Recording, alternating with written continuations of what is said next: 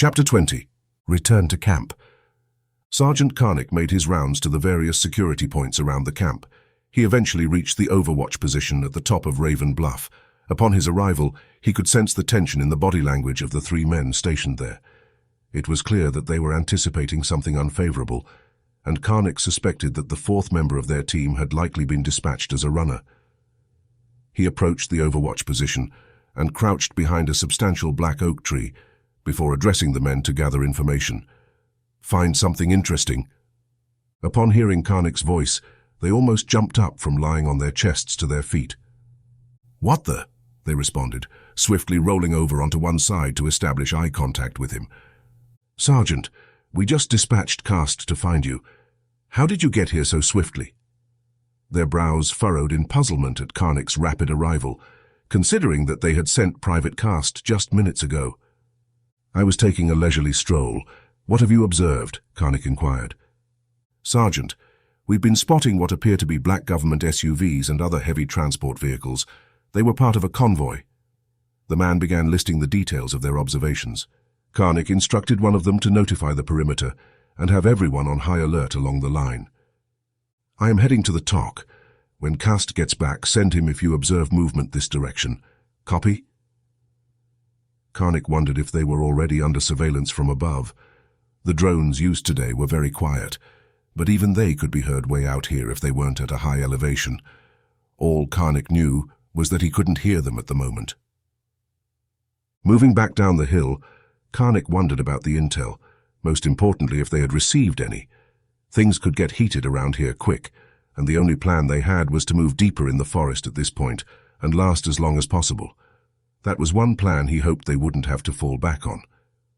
He had hoped that with the proper intelligence, they could move in a few days to free the rest of the men and take the capital. As the TOC came into view, Karnik could see Cast exiting the tent and heading his way. "Sergeant, I was looking for you." Cast picked up his pace and closed the gap between them. Even though he had informed the commander of what they had observed, he felt he just had to inform Karnik as well. "Just came from Overwatch," said Karnik. "Black SUVs, Humvees, got it. Let them know we made contact when you get back there, thanks." Cast lost his motivation at that point. It felt like Karnik had taken a needle and popped his balloon. With a nod of his head, he replied, "Yes, Sergeant," before charging up the steep hill. When Karnik walked into the TOC, he could tell by the atmosphere that something was happening. He could also tell by the fact that Robert was on the phone, either writing down information from Sam or planning a date for the weekend. Karnik was amused by the thought and wished he could plan a date with Angelique for the weekend, instead of planning an attack on the state capital. Robert ended the call he was on and tore the paper from its pad before turning to the commander and Karnik. "Sam came through big." Karnik and Sawyer were so glad to hear Robert say that. They had been waiting for Sam's information in order to plan the mission that would take place in just a few days. Robert walked over to them, and before he could relay the information, he was hit with questions. "Was there anything on our current position? Are we secure here?" Karnik wanted that information up front. Every second counted if they were about to be attacked. Robert looked down at the notes he had taken and replied, "No, the traffic they have seen on the highway isn't for us." Karnik could feel a but coming, and it did. "But it isn't good. They are preparing to declare the state of Missouri under martial law at 8 tomorrow morning." Robert looked up to gauge their reaction to the new intelligence, and it was just what he expected. Calm. From what he had noticed in his very short time with the group, they didn't react to things with their feelings. Most of what the two men did was gather intelligence and work out solutions. Robert knew that their gears would really be cranking by the time he was through giving them the intelligence he had just received. "Then we must move tonight," Karnik stated, knowing that movement would be impossible after the declaration of martial law. Sawyer gave him a nod to show he agreed, and then he looked back at Robert and asked, "What is the other problem?" Sawyer knew from watching Robert's expressions while he was getting the information from Sam that there must be more. He was correct.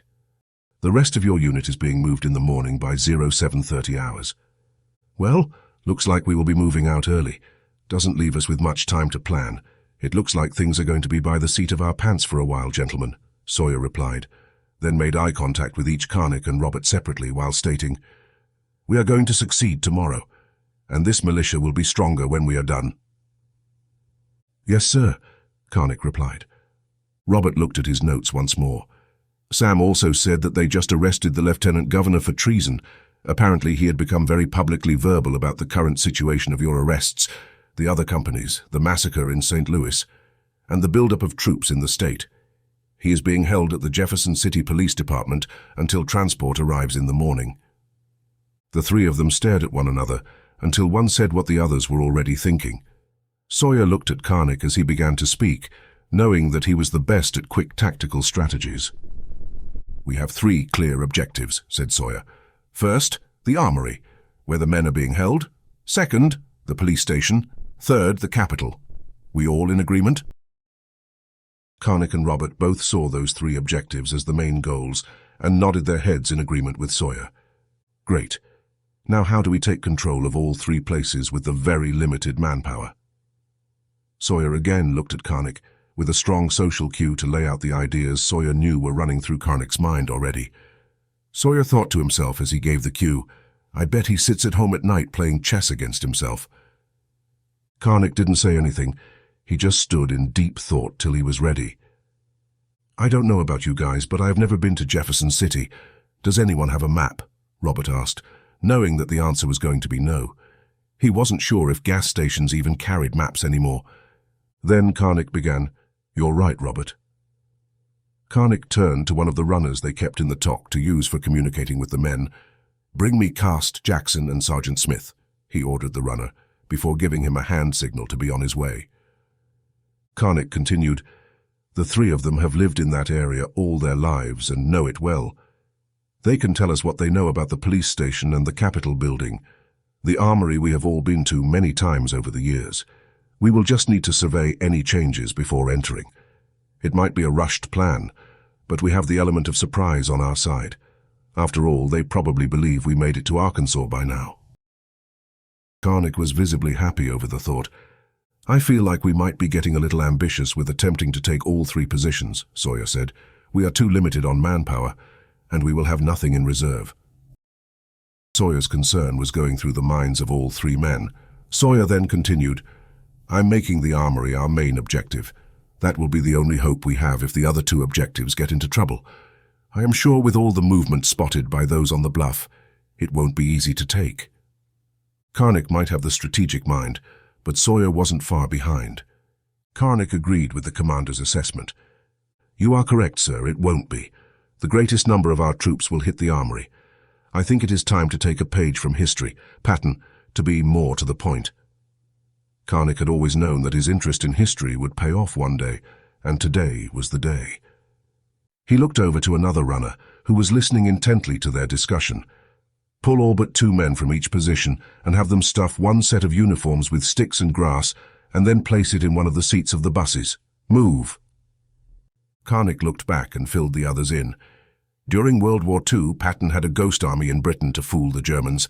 Well, we are going to create one to fool the Jefferson City police force." Sawyer could see the usefulness of this tactic, but he didn't quite get how he was going to use it. "What objective do you suggest using it on?" "Sir, even in a relaxed social environment, Karnik always used proper military courtesies. That they were fugitives and planning the takeover of a state capital didn't change that fact. We are going to need 3 men to drive both buses and the 5-ton. Then we are going to report them, filled with the dummy army, to the authorities." Karnik was waiting for pushback. "Great plan, I like it," Sawyer replied to Karnik's surprise. "That early in the morning there will be few people in the station, making it easier to take."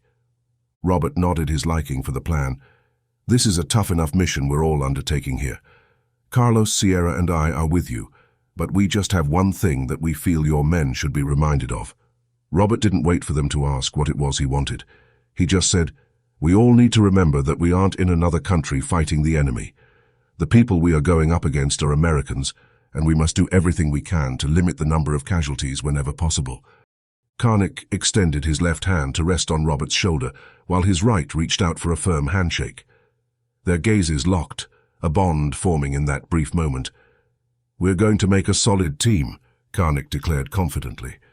From the onset, Robert's addition to the militia was highly regarded. His precise marksmanship had made an immediate impression, especially on Sawyer and Kate, who would have otherwise met a different fate at the hands of the relentless Womack. Robert was widely recognized for his strategic insights, intelligence connections, and unparalleled shooting prowess. "That will be the first address before the mission briefing. We're all on the same page when it comes to preserving American lives," Sawyer replied, thankful for the man standing before him. "Now back to it," Karnik said as he gave Robert a pat on the shoulder. "There isn't much we can do about planning for the armory. I say we wing it.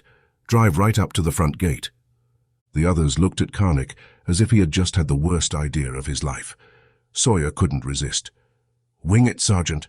How are we going to even get close to the place if our buses are being chased by the police?" As Karnik gave what they assumed was a smile and pointed out the window of the tent, he began, "I bet the men remember riding in a cattle trailer to their first day of basic. I know I do." "That is true, but as soon as they spot it, red flags are going to be sent up." Sawyer felt that he had found the flaw in Karnik's plan. "Sir, not if a sweet-looking, light brown-haired, green-eyed girl like the one standing by the truck right now is driving." Karnik was now pointing at Sierra. "That girl will make putty of the guard at the gate long enough for us to make our move around to subdue him. From that point, it will be time to wing it, sir." Robert began to protest out of instinct as his sister was to be put in danger. But by the time Karnik had finished speaking, Robert had changed his mind. Sierra was no longer the little sister who needed protecting. The way he saw it now, they were the ones who needed protection from her. Robert struggled with their new relationship, born from the death of a great deal of their family, but he was proud of the way she hadn't let it destroy her. He just hoped that if they survived it all, Sierra would be able to let go of the fight and anger. As far as the Capitol building goes, Sergeant Smith will take 20 men, along with Kate and her squad. That should be able to secure it as long as the police station is secure with those out on patrol chasing our buses. That is where I feel you come in, sir." Karnik looked up from his notepad where he had been making notes for the plan. Karnik knew that the commander would want to be in on the assault of the armory to free the men, but Karnik had other plans. Sawyer gave Karnik his full attention and had a sense of what he was going to suggest. "Sir, with the order coming out tomorrow for the establishment of martial law—" Karnik fell silent for just a second at the thought that martial law was really happening here. "You will be the best person to go into the police station with no more than 10 men. Use the implementation of martial law and the fact they are chasing our vehicles to get in, and then take it over." Karnik waited for Sawyer to overrule him, just as he had done with the refueling a few days ago. Only this time Karnik wasn't going to roll over and accept it. This time he was prepared to argue this point to the end. Silently rubbing the back of his neck, Sawyer walked around the talk before he spoke. It was a walk that didn't take that long to complete. On his second trip around, he began speaking, "I want to be on the assault of the armory. I feel the men there need to see the face of leadership when they are freed." Karnik knew it was coming to this and began his argument. "Sir, Sawyer threw up his right hand to silence Karnik, and it did. "So, Karnik, your ugly mug will have to suffice. Have a safe trip, Sergeant." Sawyer knew that Karnik was prepared to argue his point, just like he had been when climbing up in the truck to leave on the refueling mission. Only this time it was Sawyer taking all the air out of Karnik's lungs. That made Sawyer feel just as good as if he had come up with the idea himself. Karnik just grinned at Sawyer. He understood that even the commander needed to have his fun. "All right, now we know how it's going to go down. If there is nothing else, let's disseminate the information to the platoon sergeants so that they can prepare. I believe we came in undetected, and we've seen no signs of surveillance. Have the men keep one on watch at all times in their current position. I want the rest to get all the rest they can. Tomorrow is going to be a long day." Sawyer had a good feeling about the upcoming mission. "One last thing. We will move out at 0200 hours. I want all the cover of night we can get. Everyone agree? Great. Dismissed." Sawyer didn't wait for a response to the question. "Karnik." Sawyer mildly addressed the man while moving closer to Karnik on his way out the tent. "Yes, sir." "Karnik, I will brief Kate and her squad on the mission tomorrow." Karnik could tell from the moment Sawyer and Kate had returned from the refueling that something had happened between them to create an unbreakable bond. The two had only known each other now for less than 4 days, but it might as well have been 4 years. Karnik had only 2 words for his commander. "Yes, sir." Upon those words, his mind turned to Angelique, and how beautiful she looked after all these years. Later that night, Karnik arose from a light slumber, the kind of rest that had substituted genuine sleep for the past several days. He glanced at his watch. 0 hour in the morning, leaving him 2 hours before they were to mobilize. With a sense of duty, he needed to ensure that all preparations were in place for the impending mission. After he organized his gear and set his assault pack and vest by the horse trailer, Karnik proceeded to touch base with the platoon sergeants. As he expected, they were already up and alert, gearing up for the mission ahead. He inquired with each about any possible alterations that could affect the mission's success and was comforted to find no new concerns. Emphasizing the plan, he reminded every sergeant to keep one man stationed on post, directing the rest to assemble at the predetermined rally point 30 minutes ahead of move-out time. Karnik then headed towards the commander's tent, but to his astonishment, Sawyer wasn't there. Given the limited places Sawyer would likely be, coupled with the near full moon's light, Karnik was confident he'd find him swiftly. The TOC, his next check, was also devoid of Sawyer, so after instructing some men to start packing it up for transport, he continued his search. Speculating that Sawyer might be inspecting the vehicles, he headed in that direction. As he got closer, a peculiar noise reached his ears. It reminded him of a large creature munching on food. Alarmed, Karnik's mind jumped to the possibility of a black bear invading their camp. Such an intrusion would certainly disrupt their operations and jeopardize their mission. Cautiously, with his M4 gradually raised from its low, ready position, he inched towards the 5-ton truck. Given that it contained their MREs, he visualized a bear back-pressed against the vehicle, greedily digging into a food box. With the stealth Karnik had become known for, he crept around and there up against the truck like he had imagined, stood the bear. When Karnik began to raise his rifle to his shoulder, the strangest thing happened. The bear began to split into 2 separate forms from the bottom up. Karnik was puzzled by what he saw. Everything became clear as he watched 2 of the bear's legs stay in one place and the other 2 stepping back. Then Karnik realized what the smacking sound really had been. As he lowered his rifle, Karnik spoke. "Good morning, sir, Kate." And he walked on past the 2 hiding in the shadows of the 5-ton truck. "Sergeant," Sawyer replied, without missing a beat, as if nothing had been going on. "The men will be gathering up over by the TOC in 30 minutes. I'll have them there then, sir," Karnik said without breaking stride. As he listened for a reply, he was surprised when one didn't come his way. Karnik went on with preparations for the mission, and to his surprise, he didn't see Sawyer or Kate until the leaders' meeting, when the 2 of them appeared wide awake. As Kate walked by Karnik, she said softly so that only he could hear, "Being in a militia does have its perks." During the leaders' meeting, Sawyer stressed Robert's concerns about casualties once again. They weren't just Robert's concerns, but everyone else's concerns as well. They all talked through their portions of the mission. "Who will we be driving the buses and 5-ton? 3 of my guys, sir. They know the area well enough to keep it going for a while. They also know their job is to surrender, not fight when it comes down to it," said Sergeant Smith. With every beat, the confidence he had in the men he had chosen showed in his voice. He continued, "After they have the police chasing them, they will radio for the next stage to begin with red, red, red. That is when your part takes place, sir." Sergeant Smith turned it over to Sawyer at that point. "After receiving your signal, I reply, red, red, red, in response. This lets everyone know that my team and I are on the move. When I have the police station secure, I will give the single white, white, white.